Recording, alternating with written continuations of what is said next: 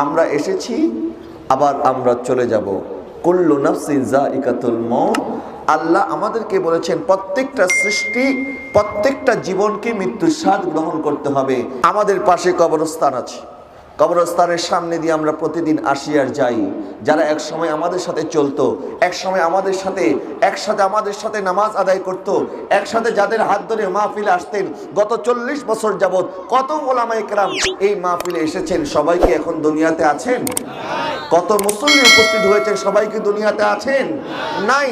আজকে আমরা আছি, আগামী দিনে আমরা থাকবো না, আমাদের সন্তানরা আসবে। আজকে আমি আর আপনি চলে যাব। অনেকে যখন মারা যাওয়ার পরে, আমরা যখন মারা যাব, আমরা অনেকে আমাদের বাবার কবর চিনি, অনেকের দাদার কবর চিনি, কিন্তু পরদাদার কবর কয়জন আমরা চিনি? আমাদের পূর্বপুরুষদের কবর আমরা কয়জন চিনি? আমরা তো জানিও না ওনাদের কবর কোথায় আছে। একদিন আমাদেরকেও এইভাবে আমাদের পরবর্তী প্রজন্ম ভুলে যাবে, তারাও আমাদের কবর কোনটা সেটাও জানবে না। পেয়ারে হাজরিন, 2 দিনের মাত্র দুনিয়া, কিন্তু এই দুনিয়ার রং তামাশা, এই দুনিয়ার চাকচিক্য, এই দুনিয়ার আলো, এই দুনিয়ার ভোগ বিলাসিতা, এই দুনিয়ার টাকা পয়সা, আমরা এমন ভাবে দুনিয়াতে বসবাস করছি, মনে হয় না আমরা কোনোদিন মারা যাব। আমাদের কাজকর্ম, আমাদের চলাফেরা, আমাদের উঠা বসা, আমরা আখিরাতের জন্য কি তৈরি করছি? আল্লাহ সুবহানাহু ওয়া তাআলা ইরশাদ করছেন, ইয়ালামুনা যাহিরাম মিনাল হায়াতিদ দুনিয়া ওয়া হুম আনিল আখিরাতি হুম গাফিলুন। তাদের আমল দেখলে মনে হয় তারা দুনিয়ার দুনিয়াতে এমন ভাবে লিপ্ত, দুনিয়ার চাকচিক্য তাদেরকে এমন ভাবে গ্রাস করে ফেলেছে, আখিরাত সম্পর্কে তারা একদম গাফেল। এই আয়াত আল্লাহ নাজিল করেছেন তখন মুসলমানদের মধ্যে কেউ আখিরাত সম্পর্কে গাফেল ছিলেন না, প্রত্যেকে মৃত্যুর ভয় করতেন। এই আয়াত কোন মুসলমানদের জন্য নাজিল হয় নাই, এই আয়াত নাজিল হয়েছিল বিধর্মীদের জন্য, কাফেরদের জন্য, মুশরিকদের জন্য। কিন্তু কালক্রমে মুশরিকদের জন্য যে আয়াত নাজিল হয়েছিল, আজকে মনে হয় এই আয়াতটা মুসলমানদের জন্যই নাজিল হয়েছিল, কারণ মুসলমানদের ভিতরে এখন মৃত্যুর ভয় বলতে কিছু নাই। যদি মৃত্যুর ভয় থাকতো, আমি আর আপনি মারা যাব, এই ভয় আমাদের নাই। হ্যাঁ, আল্লামা গজ্জালী রাহমাতুল্লাহি আলাইহি বলেছেন, মানুষ মৃত্যুকে ভয় পায় 3 ভাবে। আমাদের অন্তরে মৃত্যুর ভয় যে নাই তা না, আমরা মরবো এটা আমরা জানি, আবার মৃত্যুর ভয়ও আছে। কিরকম? মানুষের অন্তরে 3 ধরনের মৃত্যুর ভয় থাকে। ইমাম গজ্জালী বলেন, এক ধরনের ভয় হয় যে আপনি অনেক কষ্ট করে কামাই রোজগার করলেন, এখন আপনি চিন্তা করছেন আমি যদি মারা যাই আমার সমস্ত কষ্ট তো বেকার হয়ে গেল, আমি তো আমার অর্থ সম্পদ এখনো ভোগ করতে পারবো না, আমি যদি মারা যাই আমার অর্থ সম্পদ কে খাবে? আমি এত কষ্ট করলাম, কামাই করলাম, এই ভোগ না করে যদি মরে যাই, এই ভয় অনেকে মৃত্যুকে ভয় পায় যে যদি মরে যাই তো ভোগ করতে পারবো না। আবার অনেকে মৃত্যুকে এই জন্য ভয় পায় যে আমি যদি হঠাৎ মারা যাই আমার স্ত্রী বিধবা হয়ে যাবে, আমার সন্তানরা এতিম হবে, আমার বাবা মা বেসাহারা হবে। আসলে এই 2 ধরনের ভয় কোনো ভয়ই নয়। ইমাম গজ্জালী বলেন, কিছু মানুষ মৃত্যুকে এই জন্য ভয় করে যে আমি যদি হঠাৎ মারা যাই আমি আল্লাহর দরবারে কি নিয়ে উঠবো? আমার আমলের পাল্লা তো শূন্য, আমার নামাজের পাল্লা তো শূন্য, আমার ইবাদতের পাল্লা তো শূন্য। আমি যদি মারা যাই তাহলে কি নিয়ে কবরে উঠবো? আল্লাহর সামনে কি নিয়ে হাজির হব? কারণ কিয়ামতের ময়দানে তো আমাদেরকে প্রত্যেকটা জিনিস সম্পর্কে পাই টু পাই হিসাব দিতে হবে। আমরা যা আমল করি আমাদেরকে তাই দেওয়া হবে। আমরা প্রত্যেক দিন কত গুনাহ করি, গুনাহ থেকে বিরত থাকার জন্য কোনো চেষ্টাই আমরা করি না। কিন্তু অনেক মুসলমান আছে যারা ভয় পায় গুনাহ করার পরে, আল্লাহ আমি যে গুনাহ করলাম না জানি এই গুনাহ সহ আমাকে কবরে যাইতে হয়, আমি কি তওবা করে মরতে পারবো কিনা? অনেকে এই ধরনের ভয় করে। হ্যাঁ, এই ধরনের ভয় যদি আমাদের অন্তরে থাকে তাহলে বুঝবেন আপনার অন্তর, আপনার দিল, আপনার মন, আপনার হৃদয় যদি আল্লাহর ভয় কম্পন করে। আল্লাহ পাক বলছেন, ওয়ালিমান খাফা মাকামা রাব্বিহি জান্নাতান, যে আল্লাহকে ভয় করে তার জন্য আল্লাহ 2টা জান্নাত রেখেছে। সুবহানাল্লাহ। ও আম্মা মান খাফা মাকামা রাব্বিহি ওয়া নাহান নাফসা আনিল হাওয়া ফাইনাল জান্নাতা হিয়াল মাওয়া, যে আল্লাহকে ভয় করে আমার আল্লাহ তার জন্য জান্নাত রেখেছে। সুবহানাল্লাহ। আল্লাহ আমাদেরকে আযাব দিতে চায় না, আযাব দিয়ে কি করবে? আল্লাহ তো আমাদেরকে আযাব দেওয়ার কারণে আল্লাহর কোনো লাভ নাই, বরং আল্লাহ ক্ষমা করতে চায়। আলহামদুলিল্লাহি রাব্বিল আলামিন আর রহমানির রহিম। আল্লাহ তো রহমান, আল্লাহ রহিম, আল্লাহ তো চায় ক্ষমা করতে, কিন্তু ক্ষমার কতগুলি রাস্তা, দরজা আল্লাহ খুলে দিয়েছেন, আমরা ওই দরজা পর্যন্ত যাইতেই চাই না। এই যে একটি কিতাব কোরআনুল কারীম আল্লাহ আমাদের জন্য দিয়েছেন, এই কোরআনুল কারীমে 6666টা আয়াত আছে। আমরা কত বড় বড় নোবেল পড়ি, কত বড় উপন্যাস পড়ি, কত বড় বড় গল্পের বই আমরা পড়ে শেষ করে ফেলি, কিন্তু আপনার বন্ধু যখন আপনাকে বিদেশ থেকে একটা চিঠি লিখবে ইংরেজি ভাষায়, আপনি ইংরেজি ভাষা পড়তে পারেন না, এখন আপনি কি করবেন? আপনি ইংরেজি পড়তে না পারলেও যিনি পড়তে পারে তার কাছে যাবেন, ভাই আমি পড়তে পারি না, আমার বন্ধু কি লিখেছে আমাকে একটু বলেন, আমাকে একটু পড়ে শোনান, আমাকে একটু অনুবাদ করেন। তখন আমার বন্ধু আমাকে যখন ওইটা পড়ে শোনাবে, তখন আমাদের দিল ঠান্ডা হবে, না আমার বন্ধু কি লিখেছে এখন আমি বুঝতে পেরেছি। এখন আমার আল্লাহ যে 6666টি আয়াতের মধ্যে কতগুলি মেসেজ আমাদেরকে দিল, কতভাবে আমাদেরকে সতর্ক করলো, জান্নাতে যাওয়ার কত সুন্দর রাস্তা আল্লাহ আমাদেরকে বলে দিল, আপনি তো পড়তেই পারেন না, তো আপনি জানবেন কি করে? কিন্তু আমরা আমাদের বন্ধুদের চিঠি পাওয়ার পরে যেইভাবে জানার আগ্রহ, আল্লাহর পক্ষ থেকে কোরআনুল কারীম আল্লাহ আমাদের জন্য নাজিল করেছেন, এটা জানার জন্য আমাদের এতটা আগ্রহ নাই। কথা বলেন ঠিক কিনা? এটা জানার জন্য আগ্রহ নাই। আফসোসের বিষয় হচ্ছে আমরা তো মরবো, একদিন তো কবরে যখন আমরা যাব, আল্লাহ সুবহানাহু ওয়া তাআলা কি বলছেন? কুল্লু নাফসিন যায়িকাতুল মাউত ওয়া ইন্নামা তুওয়াফাউনা উজুরাকুম ইয়াওমাল কিয়ামা। তোমাদের প্রত্যেকটা আমলের জাযা কিয়ামতের ময়দানে আদায় করা হবে। তোমরা যা যা করেছো প্রত্যেকটা জিনিস যাররা যাররা পরিমাণ সেদিন হিসাব হবে। আমাদের আমলনামা মিজানের পাল্লায় তোলা হবে।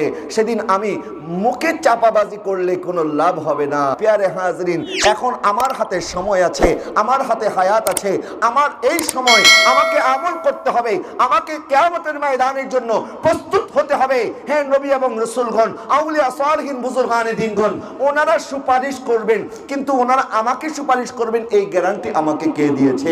আমি সুপারিশ পাবো এই গ্যারান্টি তো আমার কাছে নাই। সুতরাং আমার তৈয়ারি আমাকেই করতে হবে। কথা বলেন না ঠিক কিনা?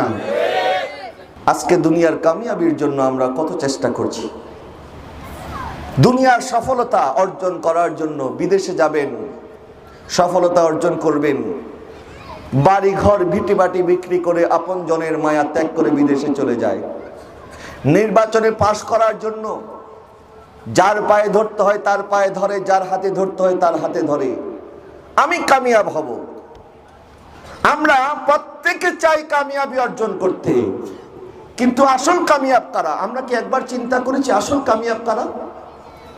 আরে যেদিন হাসরের ময়দানে আল্লাহ যদি আমাদের পরওয়ানা জাহান্নামী ফেরেশতাদের হাতে তুলে দেয়, যদি আমাদের পরওয়ানা, আমাদের আমলনামা আমাদের বাম হাতে তুলে দেয়, আর আমাকে যদি জাহান্নামের ফেরেশতারা ধরে নিয়ে যায়, দুনিয়ার আযাবের চাইতে হাজার গুণ ভয়াবহ জাহান্নামের আযাব, দুনিয়ার আগুনের চাইতে শত শত গুণ কষ্টদায়ক জাহান্নামের আগুন। দুনিয়ার আগুন তো আমাদেরকে পুড়িয়ে দেয়, কয়লা বানিয়ে ফেলে, কিন্তু জাহান্নামের আগুন পুড়বে না, বরং আমাদের চামড়ার সাথে লেগে থাকবে।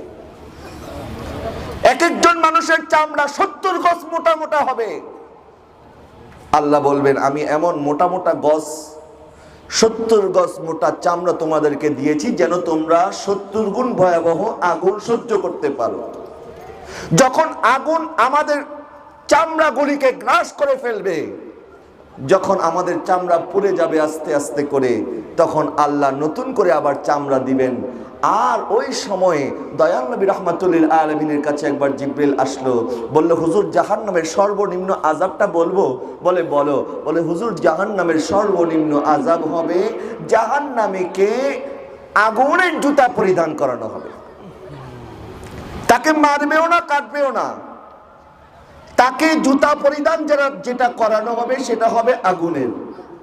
ইয়াকুলি মিনহুমা দিমাগাহুম, আর আগুনের জুতা পরিধান করানোর পরে আমাদের মাথার মগজগুলি টপ টপ করে গলে গলে পড়তে থাকবে। কি ভয়াবহ অবস্থা হবে। আমরা তো দুনিয়ার চাকচিক্য দেখে কবরের কথা কয়জন আমরা স্মরণ করি। নবী বলেন, তোমরা বেশি করে কবর জিয়ারত করো, কারণ কবর জিয়ারতে তোমাদের আখিরাতের কথা স্মরণ করিয়ে দেবে। আমরা কয়জন কবরস্থানে যাই? আরে আমাদের আগে যারা ছিলেন, বুজুর্গ যারা ছিলেন, যখন মানুষ মারা যেত এলাকার মধ্যে কান্নার রোল পড়ে যেত, বোঝা যেত না কার আত্মীয় মারা গেছে। আসলে আত্মীয়তার শোকে কাঁদতো না, বরং তারা এই শোকে কাঁদতো যে এই ব্যক্তি চলে গেছে, আমার যাওয়ার সময়ও হয়তো আর বেশি বাকি নাই। আর আমাদের সামনে মানুষ মারা যায়, মানুষকে কবরে রাখি, আবার আসার পরে যেই লাউ সেই কদু, যেমন আমার জীবন যাপন চলছে সেইভাবেই চলতেছি, মনে করেছি তার যাওয়ার সময় হয়ে গেছে, সে চলে গেছে, আমার তো যাওয়ার সময় এখনো হয় নাই, আমার হাতে অনেক সময় বাকি আছে। প্যারে হাজরিন, কুল্লু নাফসিন যায়িকাতুল মউত, প্রত্যেক প্রাণীকে মৃত্যুর স্বাদ গ্রহণ করতে হবে। ওয়া ইন্নামা তুআফাউনা উজুরাকুম ইয়াউমাল কিয়ামা, কিয়ামতের ময়দানে আমাদের প্রত্যেকের আমল আমাদের হাতে যখন তুলে দেওয়া হবে, আমরা আমাদের আমলনামা পড়ে যদি বলি, ইয়া ওয়াইলাতানা মা লিহাদাল কিতাবি লা ইউগাদিরু সাগীরাতান ওয়ালা কাবীরাতান ইল্লা আহসাহা, এখানে ছোট ছোট গুনাহ, বড় বড় গুনাহ, কোনো গুনাহই তো বাদ হয় নাই। সারাদিন কত গুনাহ করেছি আমরা, কোনো হিসাব আমাদের কাছে নাই। আমরা তো ভুলে গিয়েছি কত গুনাহ করেছি। কিরামান কাতিবিনা ইয়ালামুনা মা তাফআলুন, কিরামান কাতিবিন ভুলে নাই, সব কিতাবে লিপিবদ্ধ হচ্ছে। একদিন আপনার আমলনামা আপনিও পড়বেন, আর পড়ে পড়ে বলবেন, হায় হায় এত গুনাহ আমি করেছি, আপনি সব ভুলে গেছেন। এই গুনাহ তো আপনি করেছেন, আরেকজনের গুনাহ তো আপনার আমলনামার মধ্যে লেখা হবে না, বরং আপনার গুনাহ আপনি পড়ে হয়রান হয়ে যাবেন, আমি এত গুনাহ কখন করলাম। ওই দিন আপনার প্রত্যেকটা গুনাহ জাররা জাররা পরিমাণ হিসাব দেওয়া হবে। এরপরে আমার আল্লাহ পাক বলছেন, ফামান যুহজিহা আনিন নারি ওয়া উদখিলাল জান্নাতা ফাকাদ ফাজ। আরে আমরা তো দুনিয়ার কামিয়াবি অর্জন করার জন্য কত চেষ্টা করি, আরে আসল কামিয়াবি তো তারা অর্জন করতে পারবে যারা কিয়ামতের ময়দানে জাহান্নাম থেকে বেঁচে জান্নাতে চলে যাবে। আসল কামিয়াব তারা। ফামান যুহজিহা আনিন নার ওয়া উদখিলাল জান্নাতা ফাকাদ ফাজ, তারা কামিয়াব যারা জাহান্নাম থেকে নিজেকে বাঁচাতে পারবে। আমরা দুনিয়াতে ভালোভাবে থাকার জন্য, কামিয়াবি অর্জন করার জন্য মানুষের জমি দখল করছি, ভাইয়ের গলা ভাই কাটতেছি, সামান্য ঝগড়া হয়েছে ভাইয়ের সাথে ভাইয়ের সম্পর্ক ছিন্ন করে দিচ্ছি। এটা যদি হয় আমাদের দুনিয়ার অবস্থা, আর আখিরাতে আমার অবস্থা কি হবে যখন কেউ কারো হবে না। ইয়াউমা ইয়াফিরুল মারউ মিন আখিহি ওয়া উম্মিহি ওয়া আবিহি ওয়া সাহিবাতিহি ওয়া বানিহি, যেদিন কেউ কারো হবে না। আজকে সামান্য জিনিসের জন্য আমরা কত কিছু করছি, আর সেদিন তো আপনজন আপনজনের শত্রু হয়ে যাবে, এমন অবস্থা হবে সেদিন। আজকে আমরা বিপদে পড়লে তো উদ্ধার করার জন্য বন্ধু বান্ধব পাওয়া যায়।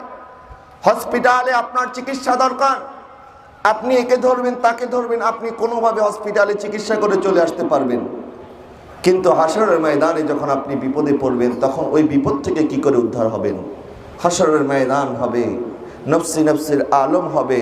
দয়াল নবী বলছেন, ওই অবস্থায় আল্লাহ 7 শ্রেণীর মানুষকে তখন নাজাত দান করবেন। 7 শ্রেণীর মানুষকে তখন আল্লাহর আরশে আজিমের নিচে ছায়া দান করবেন।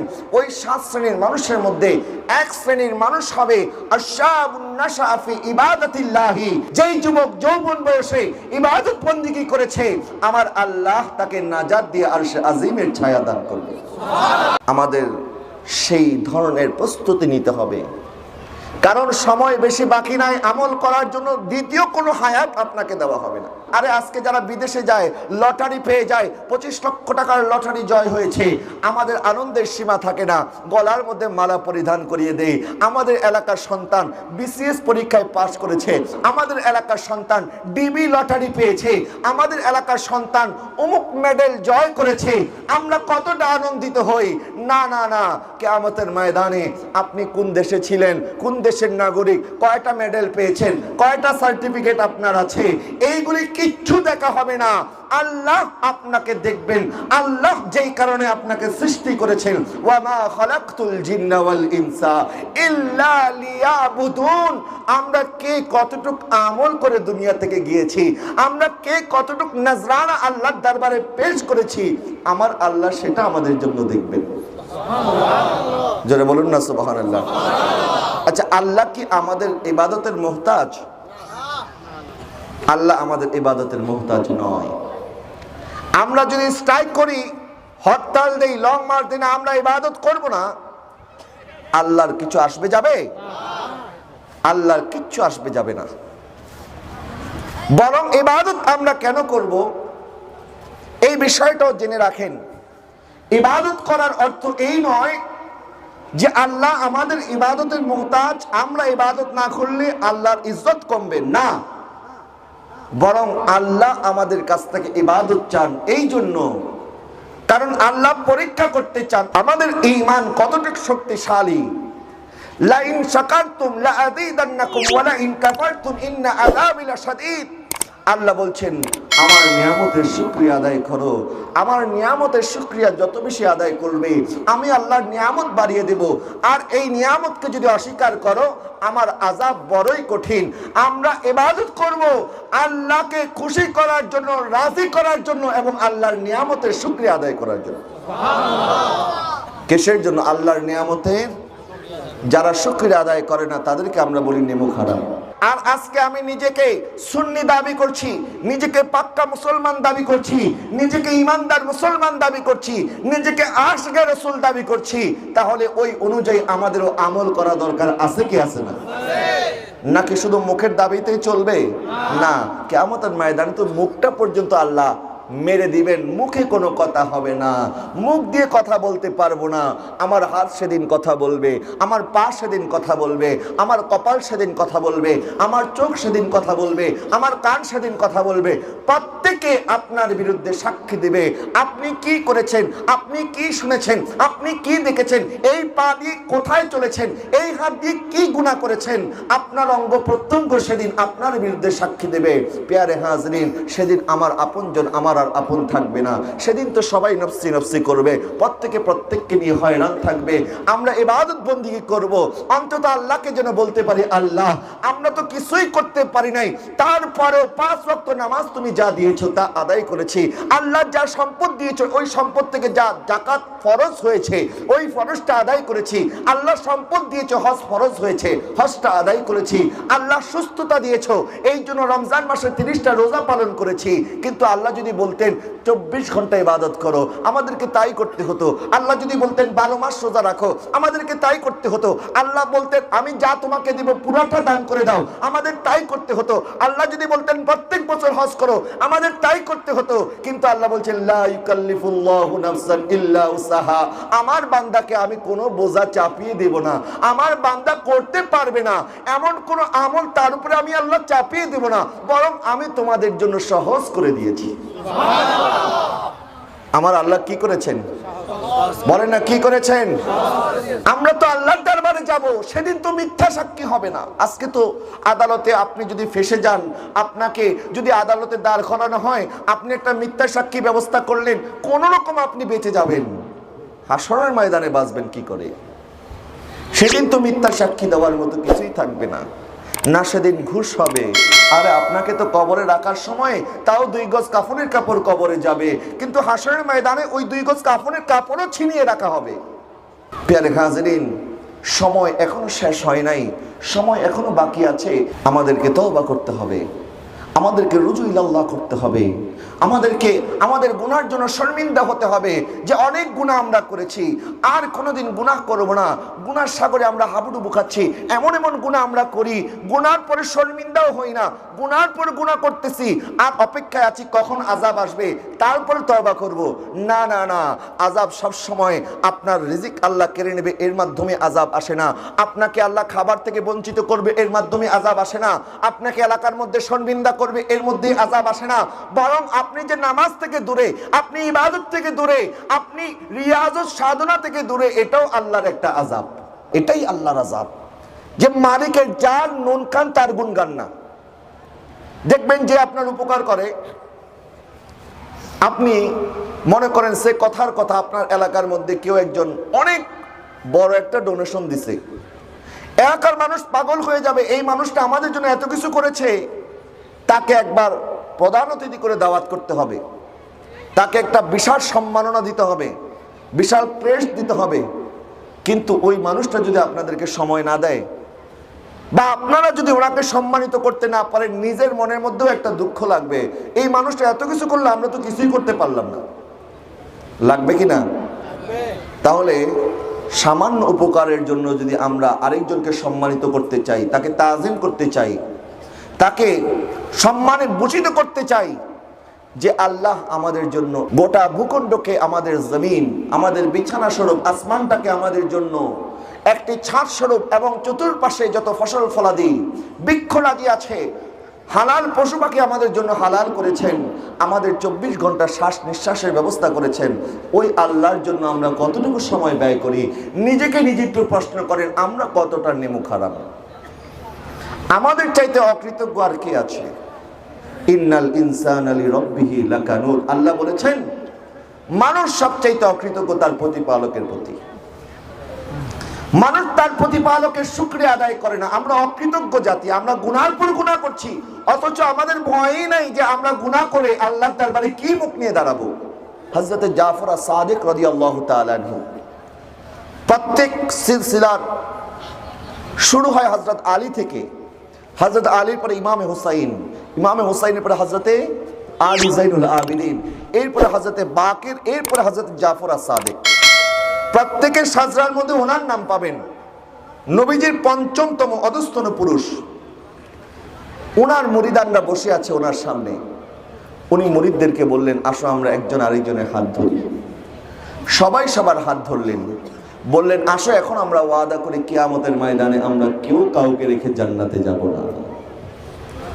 বলেন, হুজুর এই কথা তো আমরা বলবো, আপনি আমাদের পীর সাহেব, আপনি আমাদের মুর্শিদ, আমরা আপনার পিছনে পিছনে যাব, আপনি আমাদেরকে নিয়ে জান্নাতে যাবেন। জাফর আস-সাদিক রাদিয়াল্লাহু তাআলা বলছেন, না, কিয়ামতের ময়দান বড় কঠিন ময়দান হবে, সেদিন নফসি নফসির আলম হবে, সেদিন কেউ কারো হবে না, সেদিন কি হয় এটা আমি বলতে পারবো না। ওনাদের অন্তরে আল্লাহর ভয় ছিল, তাকওয়া ছিল, পরহেজগারিতা ছিল, যার কারণে এত ইবাদত করার পরেও ওনারা ভীত ছিলেন। আর আমাদের অন্তরে পরহেজগারিতা নাই, আমাদের অন্তরে আল্লাহর ভয় নাই, যার কারণে গুনাহ করার পরেও আমরা একবারও চিন্তা করি না এই গুনার পরিণতি কি হতে পারে। একদিন তো যেতে হবে, আমাদের বাড়ি, আমাদের গাড়ি, আমাদের অর্থ, আমাদের বিত্ত, আমাদের সহায়, আমাদের সম্পদ সব সেই জায়গায় থাকবে। দয়াল নবী বলেন, একজন মানুষের 3টা বন্ধু থাকে। 1 নম্বর বন্ধু যখন সে মারা যায়, ওই বন্ধুর সাথে সম্পর্ক সাথে সাথে কাট হয়ে যায়, ওই বন্ধুর নাম হচ্ছে তার সম্পদ। কারণ যখন আপনি মারা যাবেন, যেখানেই মারা যান, সম্পদের মালিক আপনার ওয়ারিসরা হয়ে যাবে।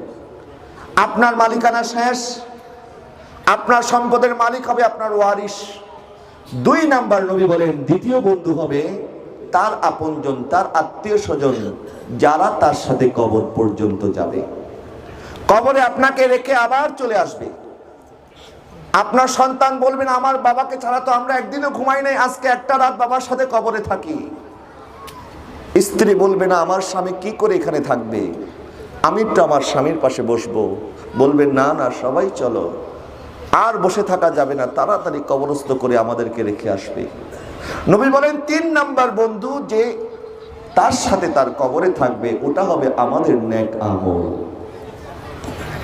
যেটা আমাদের কবরে আমাদের সাথে থাকবে, ওটা কি আমাদের নেক আমল। দুনিয়ার বন্ধুত্ব পাওয়ার জন্য তো আমরা একজন আরেকজনকে ত্যাগ করি, বন্ধুত্ব পাওয়ার জন্য আপনজনদেরকে ছেড়ে তার কাছে চলে যাই। অনেক নারী মা বাবাকে ছেড়ে আরেকজনের হাত ধরে পালিয়ে চলে যায় কি যায় না? তা আপনজনের মায়া ত্যাগ করে তুমি একজন অচেনা অজানা পুরুষের হাত ধরে চলে গেলা, আপনজনদেরকে ছেড়ে দিলা, কিন্তু কবরের মধ্যে তোমার আপন কে হবে? নেক আমল নিয়ে যদি কবরে যেতে পারি, নেক আমল আমাদেরকে বলবে, তুমি কোনো ভয় পেও না, কিয়ামত পর্যন্ত আমি তোমার কবরে তোমার সাথে থাকব। যখন ডান দিক থেকে আমাদের উপরে আযাব আসবে তখন নামাজ দাঁড়িয়ে যাবে, বলবে না এই ব্যক্তি নামাজ আদায় করেছে। যখন বাম দিক থেকে আযাব আসবে তখন আমাদের রোজাগুলি দাঁড়িয়ে যাবে, বলবে এই ব্যক্তি রোজাদার ছিল। যখন সামনে থেকে আযাব আসবে তখন আমাদের সদকা খায়রাতগুলি দাঁড়িয়ে যাবে, বলবে এই ব্যক্তি সদকা খায়রাত করেছে। যখন পিছন দিক থেকে আযাব আসবে তখন আমাদের হজ, আমাদের জিয়ারত, আমাদের ইবাদত বন্দেগী দাঁড়িয়ে যাবে, বলবে না এই ব্যক্তি হজ পালন করেছে, মদিনায় রওজায়ে আনোয়ার জিয়ারত করেছে। তখন আমাদের নেক আমলগুলি আমাদেরকে সেভ করবে, আমাদেরকে বাঁচাবে। আজকে করোনা থেকে বাঁচার জন্য মাস্ক পরেছেন, করোনা থেকে বাঁচার জন্য আমরা কত সামগ্রী ব্যবহার করছি, কিন্তু কিয়ামতে কবরে আমরা কি করে বাঁচবো? কি আমাদেরকে বাঁচাবে? আমাদের নেক আমল আমাদেরকে বাঁচাবে। আফসোস আমাদের জন্য, আফসোস আমাদের জন্য যারা কবরের তৈয়ারি করছি না, যারা দুনিয়ার তৈয়ারি তো করছি, দুনিয়া দুনিয়া করে আখিরাতকে ভুলে গিয়েছি। কিন্তু একদিন আমাদেরকে আমার আল্লাহর দরবারে হাজির হতে হবে। আমরা মুকাল্লিফ, আমাদের জবাবদিহি আছে। আল্লাহ চাইলে আমাদেরকে বনের পশু পাখি বানাতে পারতেন, তাদের কোনো হিসাব নাই। আল্লাহ চাইলে আমাদেরকে পাখি বানাতে পারতেন, নদীর মাছ বানাতে পারতেন, তাদের কোনো হিসাব নাই। কিন্তু আমাদেরকে ইনসান বানিয়েছেন, আমাদের হিসাব আছে। আমার আচরণ যদি হাইওয়ানের মতো হয়ে যায়, হাইওয়ানের যেমন লজ্জা থাকে না, আজকে কিছু কিছু তরুণ তরুণীর এই অবস্থা, তাদেরও কোনো লজ্জা নাই। আছে না নাই? আজকে এই এলাকার ছেলেরা, অনেক যুবকরা কি মেয়েদেরকে ইফটিজিং ডিস্টার্ব করে না, বিরক্ত করে না? এলাকার মধ্যে কোনো জুয়ারি নাই, এলাকার মধ্যে কোনো মদখোর নাই? আছে, আছে, আমাদের সাথেই হয়তো আছে, আমাদের সাথেই উঠা বসা, আমাদের সাথেই চলাফেরা। কিন্তু তারা কি একবারও চিন্তা করেছে যে আল্লাহ আমাদেরকে বলেছেন ওয়ালা তাকরাবুল ফাওয়াহিশা মা যাহারা মিনহা ওয়া মা বাতানা, তোমরা ফাহিশার কাজের ধারে কাছে যেও না, যেটা প্রকাশ্য এবং অপ্রকাশ্য। মুফাসসিরিনে কেরাম বলেছেন মদ পান করা এটা হচ্ছে প্রকাশ্য ফাহিশা কাজ, কারণ মদ পান করলে মানুষ বুঝতে পারে যে এই ব্যক্তি নেশা করেছে। নেশা করলে নেশার একটা অবস্থা বোঝা যায়। আল্লাহ বলেছেন তোমরা নেশার কাছে যেও না। ওয়ামা বাতানা, যেটা গোপনে করা হয়। আজকে আমাদের গুনাহ এমন ওপেন হয়ে গেছে, গুনাহ করার জন্য এখন আর পার্টনারের প্রয়োজন হয় না, একা একাই গুনাহ করা যায়। আপনার হাতে একটা মোবাইল আছে, এই মোবাইলের মধ্যে গুনাহ করার সমস্ত সামগ্রী আছে। এই মোবাইলের মধ্যে আপনি চাইলে অনেক গুনাহ করতে পারেন নিজে। চতুর্দিকে দরজা জানলা বন্ধ, গুনাহ করার জন্য দ্বিতীয় কোনো ব্যক্তির প্রয়োজন নাই। আজকে আমরা গোপনে গোপনে এইভাবে গুনাহ করতেছি। মনে রাখবেন, গোপনে ইবাদত করলে আল্লাহ ওয়ালা হয়ে যায়, আর গোপনে গুনাহ করলে আমাদের দিলটা কঠিন হয়ে যায়। কারণ যারা প্রকাশ্যে গুনাহ করে তারা আবার এটা রিয়ালাইজ করে যে আমি তো গুনাহ করেছি, মানুষ দেখেছে, মানুষ লজ্জা দেয় আমাকে, মানুষ মদখোর বলে, মানুষ গাঞ্জাটি বলে, মানুষ আমাকে থুতু দেয়, এই বেটা তোর বাপ মা এত ভালো মানুষ, তুই এত খারাপ কেমন হইলি? তখন ওই ব্যক্তিটা লজ্জা পায়, আস্তে আস্তে গুনাহ থেকে ফিরে আসার চেষ্টা করে। আর যারা ঘন্টার পর ঘন্টা মোবাইলের মধ্যে অশ্লীল দৃশ্য দেখে রাত কাটাচ্ছেন, বেগানা মহিলাদের সাথে কথা বলে বলে রাত কাটাচ্ছেন, তারা তো গুনাহকে গুনাহও মনে করেন না যে কত গুনাহ উনি করছেন। আস্তে আস্তে ওনার কলবটা এমন ভাবে কালো হয়ে যায়, উনি যে গুনাহ করছেন এটা ওনার মনেও থাকে না। তখন মনেই হয় না যে আমি গুনাহ করছি। আপনার সাথে যার সম্পর্ক রাখা সম্পূর্ণ হারাম, যার কথা শোনা হারাম, যার সাথে কথা বলা হারাম, যাকে দেখা হারাম, আপনি তার সাথে দেখা করছেন, আলোচনা করছেন, একসাথে সময় কাটিয়ে আসতেছেন, অথচ আপনি চাইলে তাকে বিবাহ বন্ধনের মাধ্যমে আপনি তাকে আপনার ঘরে নিয়ে আসতে পারেন। এটা করবেন না।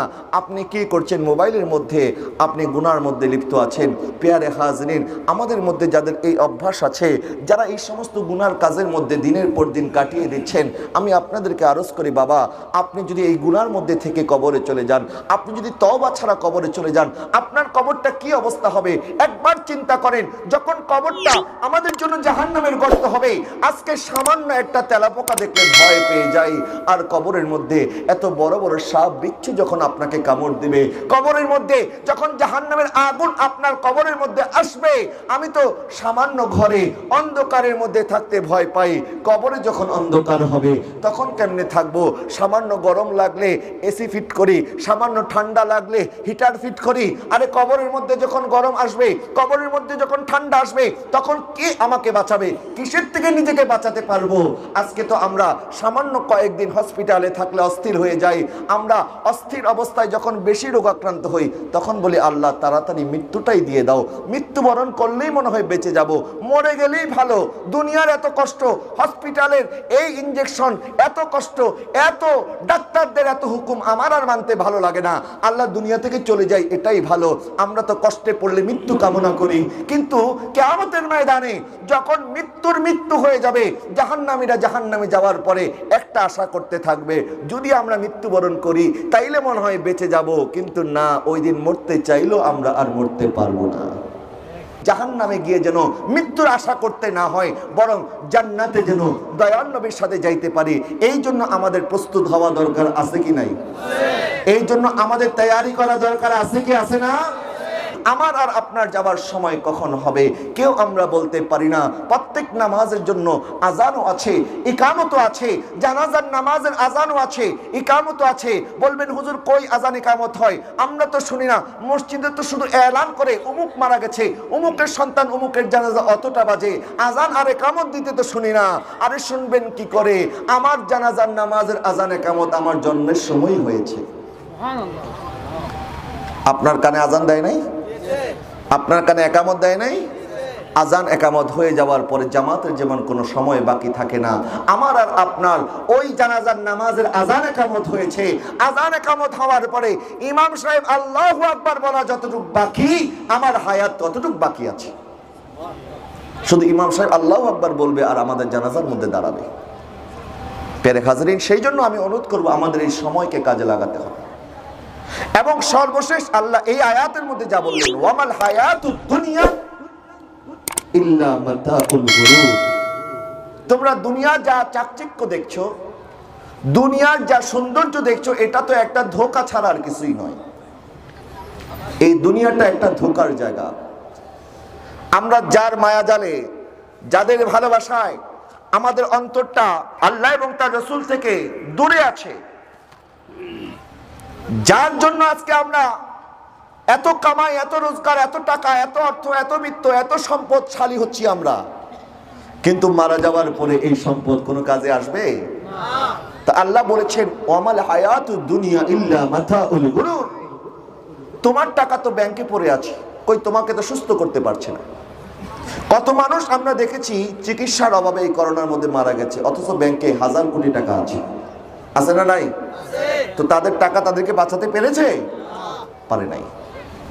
পৃথিবীর মায়ার বন্ধন, আমাদের আত্মীয় স্বজন আমার যখন যাওয়ার সময় হবে, তাদের চোখের পানি আমাকে ধরে রাখতে পারবে না? পারবে না। আবার আমি যখন চলে যাব তাদের জীবনও থেমে থাকবে না, তাদের জীবনও থেমে থাকবে না। তারাও একদিন আমাদেরকে ভুলে যাবে, কারণ তাদেরকে তো দুনিয়াদারি করতে হবে। সুতরাং যেই কবরে যাওয়ার পরে যেই দয়াল নবী আমাদের জন্য সুপারিশ করবেন, যেই হাসরের ময়দানে নবীর শাফাআত ছাড়া জান্নাতে যাইতে পারবো না, ওই নবীকে অনুসরণ করা দরকার, ওই নবীকে ভালোবাসা দরকার। কথা বলেন ঠিক কিনা? প্রিয় হাজরিন, আমি আজকের মাহফিল থেকে অনুরোধ করব, আজকে থেকে গুনাহকে তালাক দেন। গুনার সাথে নিজের জীবনের সাথে যেন আর কোনো সম্পর্ক না থাকে, কারণ আমাদের জিন্দেগি যত গুনাহ আমরা অতীতে করেছি এর প্রায়শ্চিত্তই তো আমরা করতে পারবো না। আর গুনার বোঝা বাড়িয়ে কি লাভ? আমার আর আপনার গুনাহ যা আমরা করেছি, নবী সাল্লাল্লাহু আলাইহি ওয়াসাল্লাম বলছে একজন নেককার বান্দা কি করে নেক হতে পারে, একজন বান্দা কি করে আল্লাহ ওয়ালা হতে পারে। শুনেন, নবী হযরত আবু হুরায়রা রাদিয়াল্লাহু তাআলা বলছেন ইত্তাকিল মাহারিম তাকুন আবাদান নাস। তুমি যদি আল্লাহর ইবাদত গুজার বান্দা হতে চাও তাহলে গুনাহ থেকে নিজেকে বাঁচাও। ইবাদত করা অনেক ভালো কাজ, অনেক স্বভাবের কাজ, কিন্তু ইবাদত করার চাইতে গুরুত্বপূর্ণ গুনাহ থেকে নিজেকে বাঁচানো। আপনি একদিকে ইবাদত করছেন আবার গুনাহ করতেছেন, তো ওই গুনাহ আপনার ইবাদতকে শেষ করে দিচ্ছে। আপনি নামাজ পড়লেন আবার গীবত করলেন, তো সারাদিনের নামাজ আপনার এই গীবতের কারণে আর আপনার আমলনামায় থাকবে না, যার গীবত করেছেন তার আমলনামায় ট্রান্সফার হয়ে যাবে। আপনি দান করছেন, আবার মানুষকে বলছেন আমি অত টাকা দান করেছি, খোটা দিচ্ছেন। এই রিয়া আপনার দানকে আগুন যেভাবে কাঠকে জ্বালিয়ে দেয়, আপনার এই রিয়া, আপনার এই অহংকার আপনার আমলকে জ্বালিয়ে দেবে। তা আপনি আমল করছি, গুনাহ করছি, আল্লাহকে সন্তুষ্ট করছি, শয়তানকেও খুশি করছি, না না, এটা হবে না। দুইটা জিনিস একসাথে হয় না। আপনার ইবাদত যদি আপনার আমলনামার মধ্যে টিকিয়ে রাখতে চান, গুনাহ থেকে নিজেকে বাঁচাতে হবে। তা আল্লাহ যেন আমাদেরকে গুনাহ থেকে বাঁচার তৌফিক দান করে, সকলে বলুন আমিন। প্রিয় হাজরিন, আল্লাহর ভয় আমাদের অন্তরে আনতে হবে। আর আল্লাহ বলছেন ইন্নামা ইয়াখশাল্লাহা মিন ইবাদিহিল উলামা, তোমাদের মধ্য থেকে ওই ব্যক্তি সবচেয়ে বেশি আল্লাহকে ভয় করে যারা আলেম। আলেমরা আল্লাহকে বেশি ভয় করে। আজকে আমাদের সমাজের মধ্যে আল্লাহর ভয় উঠে গেছে, কারণ আলেম শূন্য হয়ে গেছে। সমাজ কি হয়ে গেছে? আলেম শূন্য হয়ে গেছে। শুধু মাহফিল করলে আলেম, ওয়াজ করলে তারা আলেম, আর সবিনার মধ্যে দাওয়াত পড়াইলেন, ওনারা কোরআন শরীফ পড়ে পড়ে দোয়া করে দিয়ে চলে গেল, এরাই আলেম নয়। বরং যারা এলেম অর্জন করে সেই মতে আমল করে তারাই হচ্ছে প্রকৃত আলেম। কথা বলে ঠিক কিনা? আপনি জানেন কিন্তু মানেন না, তো জানার কোনো দাম আছে? নাই। ওয়াজ মাহফিল অনেক শুনেছেন, প্রত্যেক রাতের মধ্যে ওয়াজ হয়, আর দূর দূরান্ত থেকে মানুষজন আসে ওয়াজ শোনার জন্য নয়, বরং বিনোদন নেওয়ার জন্য। আজকে আমাদের ওয়াজের মঞ্চগুলি বিনোদন কেন্দ্র হয়ে গেছে। এত ওয়াজ শুনতেছি, তারপর আমাদের জীবনকে পরিবর্তন করতে পারছি না, কারণ আমাদের নিয়তের মধ্যে গড়বড়। আসেন মজা নেওয়ার জন্য, তা আপনি হেদায়েত হবেন কেমনে? আসছেন আনন্দ করবেন, সবার সাথে দেখা হবে। 40 বছর যাবৎ মাহফিল হচ্ছে, প্রত্যেক বছর মাহফিল করেন, চাঁদা কালেকশন করেন, সবার সাথে সবার দেখা হয়, আত্মীয় স্বজন দূর দূরান্ত থেকে আসে, এলাকার মধ্যে মাহফিল হচ্ছে, একটা গেট টুগেদার হয়ে যায়, দেখা সাক্ষাৎ হয়, বিরিয়ানি খাই, তারপরে ঘুমিয়ে যায়, শেষ। এই যদি হয় মাহফিলের মাকসাদ, তাহলে 40 বছর নয়, আগামী 400 বছরও যদি করেন, তাহলে এই মাহফিলের কোনো দাম নাই। বরং আমাদের বুজুর্গানে দিনগণ যারা এই মঞ্চে এসেছেন, যাদের কদম পড়েছে এই মঞ্চে, ওনাদের নসিহতগুলি যদি আপনারা আমল করতে পারতেন, তাহলে এই এলাকার মধ্যে বেনামাজি খুঁজে পাওয়া যেত না। তো আপনারা আসেন ওয়াজ শোনার জন্য। ঘরের মধ্যে কি করবেন, বেকার বসে না থেকে চিন্তা করলেন একটু ওয়াজ শুনে, একটু হাসমু, একটু কানমু, একটু আনন্দ হবে, তারপরে আবার এসে ঘুমিয়ে পড়বো। আমাদের নিয়ত যদি এরকম হয়, হেদায়েত আমাদের কপালে জুটবে না। ইন্নামাল আমালু বিন্নিয়াত, প্রত্যেকটা কাজ নিয়তের উপরে নির্ভরশীল। যারা হেদায়েত পাওয়ার জন্য শুরু থেকে বসে আছেন, ওলামায়ে কেরামের জবানে যা শুনছেন তা যদি আমল করার নিয়ত নিয়ে বসেন, ইনশাআল্লাহ তাআলা আজ্জা ওয়া জাল্লা আমি বলতে পারি আজকের এই বয়ানই আপনাদের জীবনের পরিবর্তনের জন্য যথেষ্ট। আপনার কবরে আপনি যাবেন, আপনার কবরে আমি যাব না। আপনি আরেকজনকে দেখে গুনাহ করছেন, আপনি যদি কবরে গিয়ে বলেন আমি তো আমার বন্ধুকে দেখেছি গুনাহ করার জন্য, এই জন্য আমি গুনাহ করেছি, তখন আপনার বন্ধু আপনাকে সুপারিশ করার জন্য আসবে আপনার কবরে? তা আপনি গুনাহটা দেখেছেন, কিন্তু আপনার যে ভাই কোরআন তেলাওয়াত করে আপনি তাকে কেন ফলো করেন না? যে আমার ভাই যদি কোরআন তেলাওয়াত করতে পারে, আমি কেন কোরআন তেলাওয়াত করব না? আমার মুরব্বি যদি 5 ওয়াক্ত এই বয়সে, ওনাদের বয়সে 5 ওয়াক্ত নামাজ পড়তে পারে, আমি যুবক হয়ে কেন পারবো না? আমাদের ভিতরে এই ধরনের প্রতিযোগিতা আসা দরকার আছে কি নাই? আমরা করি গুনার প্রতিযোগিতা, নেকের প্রতিযোগিতা আমরা করতে চাই না। আল্লাহ যেন আমাদের বুঝার তৌফিক দান করে, সকলে বলুন আমিন।